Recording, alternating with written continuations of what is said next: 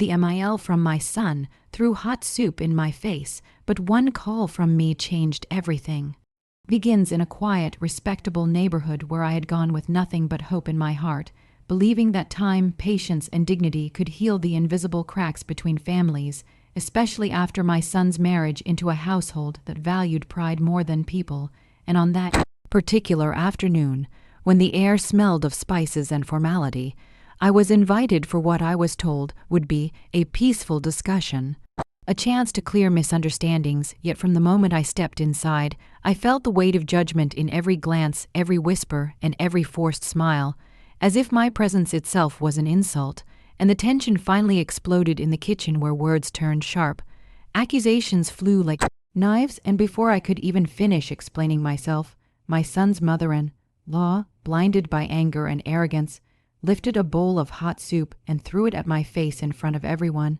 An act meant not just to hurt but to humiliate, to reduce me to silence, and in that moment, time seemed to slow. As shock replaced pain and the room fell quiet, waiting for me to break down, to cry, to beg, or to retaliate, but instead I stood still, wiped my face calmly, and chose something far more powerful than shouting or revenge, because I realized that respect is not demanded through fear but earned through truth. So without another word I walked out, leaving behind stunned faces and unanswered questions, and as I sat alone later that evening, the weight of years of tolerance, sacrifice, and silence pressed heavily on me, and I understood that this was not just about an insult, but about setting a boundary not only for myself, but for my son's future as well. And that is when I made the call, a single phone call, not filled with threats or anger, but with clarity and facts. A call to someone who mattered deeply in that family's carefully constructed world, someone whose opinion shaped their standing, and when I spoke, I did not exaggerate or insult. I simply narrated the truth calmly, every word precise, every detail honest, and silence followed on the other end. The kind of silence that signals realization and fear of consequences, because dignity lost in private can be hidden, but dignity lost in truth cannot. And by the next morning, everything had changed. My phone rang with apologies that once seemed impossible. Invitations replaced insults, and the same people who had watched in silence now spoke of misunderstanding and regret. Yet the real change was not in their tone but in their behavior, because they had understood that I was not weak, only patient, not powerless, only principled, and that one call had shifted the balance, reminding them that respect is a two-way street and silence should never be mistaken for submission. And as I watched my son stand taller, no longer caught between families but supported by boundaries, I knew that the soup thrown at my face had not burned me as much as it had exposed the truth, and the call I made did not destroy a family but corrected one, proving that sometimes the most powerful response to humiliation is composure, truth, and the courage to speak at the right moment, because when self-respect finally speaks, even the loudest arrogance is forced to listen.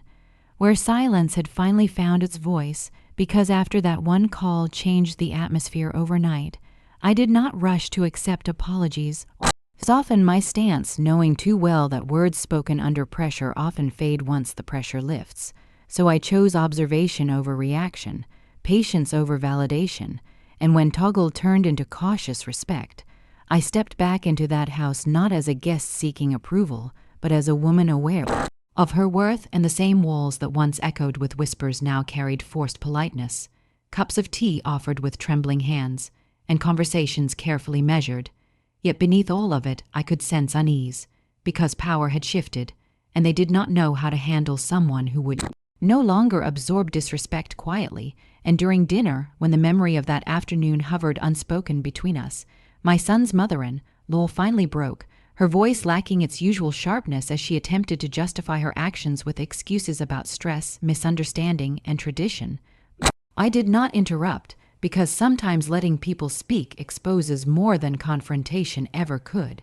And when she finished, waiting for forgiveness, I responded not with anger but with boundaries, calmly explaining that forgiveness does not erase accountability, and respect is not optional based on mood or hierarchy. And that moment unsettled her more than any argument could have, because she realized I was no longer playing the role she had assigned me. And in the days that followed, the ripple effects of that call became clearer as relatives who once avoided me now reached out, neighbors offered sympathy, and stories quietly circulated, not exaggerated but accurate, and reputation, something they valued deeply, had begun to tilt, and that was when the real transformation started, not because they suddenly became kinder people, but because consequences had entered the room, and my son, who had once struggled silently between loyalty and fairness, finally found his voice too, standing beside me during conversations, no longer deflecting but addressing issues directly, which shifted the family dynamic even further,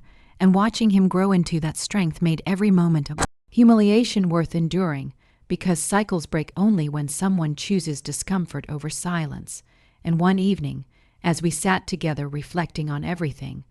I realized that the soup thrown at my face had not been the lowest point but the turning point, because it forced me to confront a truth many ignore, that tolerance without limits teaches others how to mistreat you, and respect given without self-respect invites exploitation.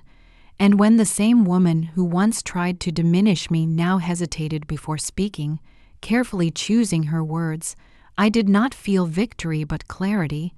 understanding that justice does not always arrive with apologies or remorse, but with changed behavior. And even if those changes were rooted in fear rather than empathy, they still protected my peace, and I learned that not every battle requires loud resistance. Sometimes it requires a quiet decision to stop absorbing what was never yours to carry, and as life slowly settled into a new normal, I carried forward a lesson I wished I had learned earlier,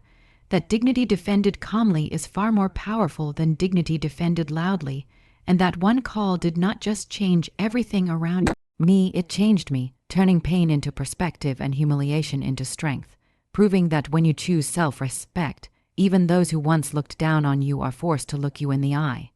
Because true change is revealed over time, not in emotional moments, and as weeks passed after that uneasy peace was established, I noticed how interactions became deliberate, almost scripted, as if every word spoken around me was being weighed for impact, and while some might have found satisfaction in that control,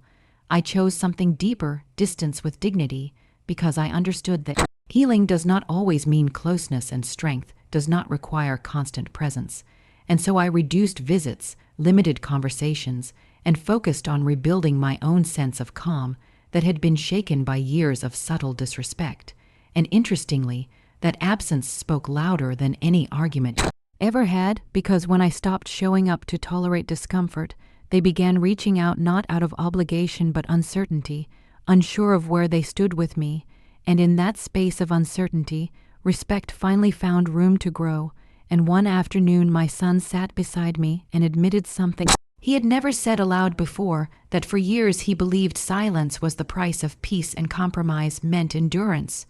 But watching me walk away without bitterness taught him that peace built on self-erasure is not peace at all, and that moment alone validated every choice I had made, because breaking generational patterns often begins with uncomfortable examples, and as time moved forward, the same family gatherings that once felt like battlegrounds slowly transformed into neutral ground, not warm, not hostile, just balanced, and I accepted that balance without expectation of affection, because not every story ends in emotional reconciliation. Some end in mutual restraint, and that is enough. And then came the unexpected moment, a quiet evening when my son's mother-in-law requested to speak with me alone. No audience, no performance, and as we sat across from each other, I saw not dominance or pride but exhaustion, the kind that comes from holding on to control for too long. And she did not apologize in the way stories often dramatize. There were no tears or confessions, just a simple acknowledgement that lines had been crossed and power had been misused. And in that acknowledgement, I found closure, not because she had changed entirely, but because she had recognized me as an equal, and I responded with honesty, explaining that I never wanted power over anyone, only peace with self-respect intact. And we parted that evening not as friends, but as two women who finally understood the cost of ego. And as I walked home, I realized that the real victory was not the call, not the apologies, not even the changed behavior, but the version of myself that emerged from the experience, a woman who no longer questioned her right to be treated with dignity, who no longer explained her worth, and who understood that sometimes life places us in painful moments not to break us, but to reveal where we must stand firm. And the story that began with humiliation ended with clarity, because one act of disrespect forced a lifetime lesson into focus, teaching me that silence has power only when chosen, boundaries are not cruelty, and self-respect is the legacy we pass on, not through lectures, but through action. And if anyone ever asks how everything changed, I will not mention the soup or the call first. I will say it changed the moment I decided I would never again shrink to make others comfortable, because that decision altered everything that followed.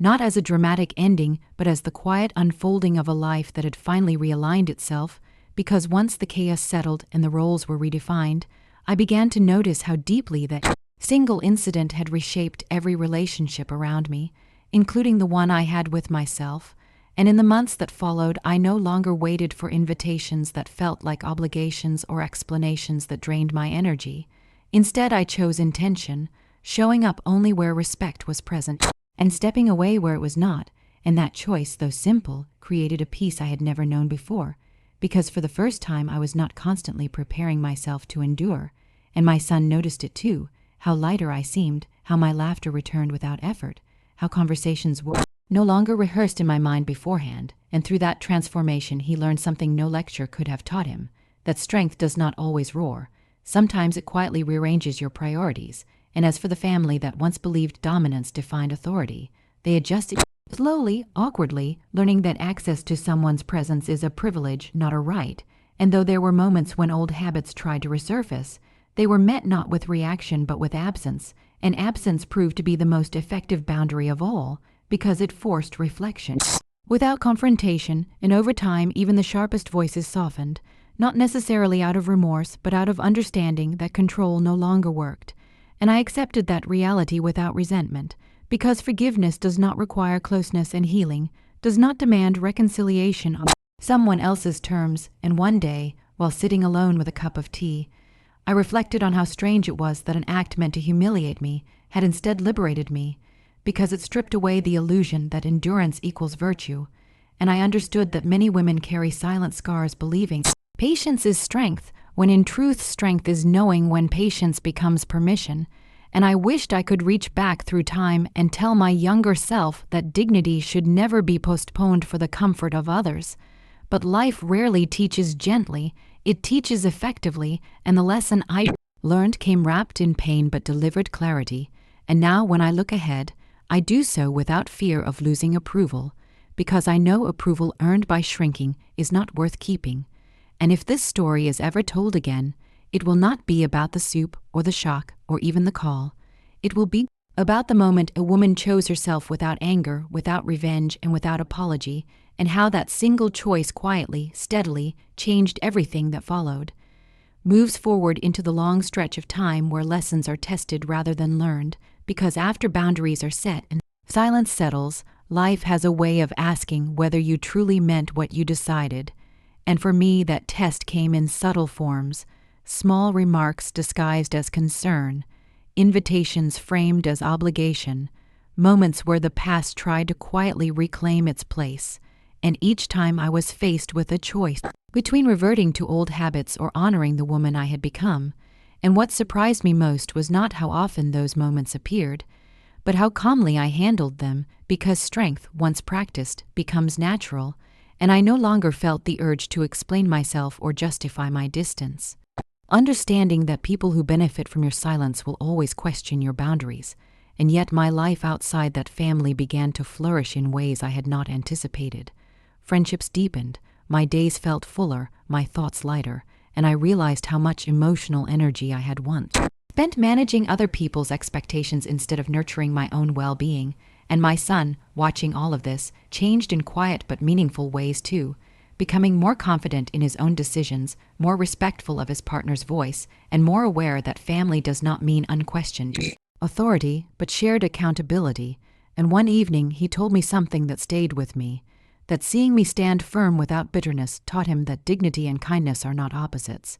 They are allies, and hearing that made me understand that the impact of what I endured reached far beyond a single incident, shaping the values of the next generation, which is perhaps the most powerful form of change. And as for the woman who once tried to break me, she remained who she was, not transformed into someone gentle or self-aware overnight, but altered enough to know where she could no longer cross, and that was enough for me, because closure does not always come from others becoming better. Sometimes it comes from you becoming stronger, and when I think back to that day, the heat, the shock, the humiliation that was meant to define me, I see now that it was simply the final push I needed to step out of a role I had outgrown, and I no longer tell this story with pain in my voice, but with clarity, because it is no longer about what was done to me. It is about what I chose afterward, and if there is one truth that stands at the heart of it all, it is this, that self-respect once claimed reshapes every relationship it touches, whether others accept it or not, and that is how the story truly continues, not with revenge, not with triumph, but with a steady, unshakable sense of self that no one can take away again.